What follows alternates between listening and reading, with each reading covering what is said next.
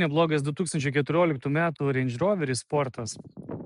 Tai jisai turi 89 tūkstančius mylių nuvažiavęs, parsiduoda draudimo.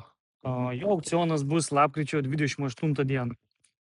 Atrodo visai neblogai, turi labai smulkų pažeidimą dešiniai pusiai.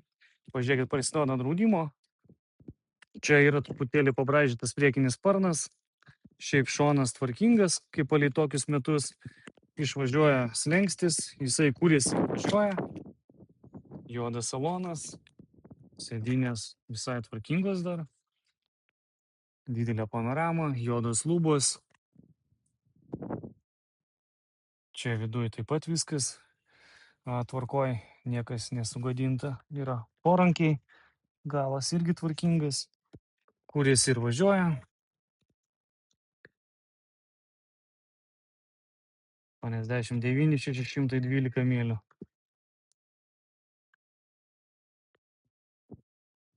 Labai gera kaina iš tikrųjų pirkti dabar, tik $7500.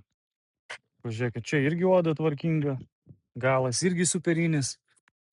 Niekas nesulaužyta, galas tai iš vis atrodo, kaip nesidėtas būtų. Smulkių pabraižymų tokių yra keletas. Kaip visą laiką hibridai. Čia yra Amerika, čia nebus tokių švarių mašinų, kaip yra Lietuvoje.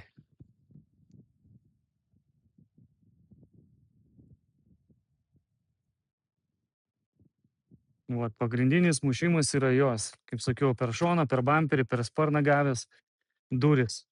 Bet čia visiškai nieko nėra.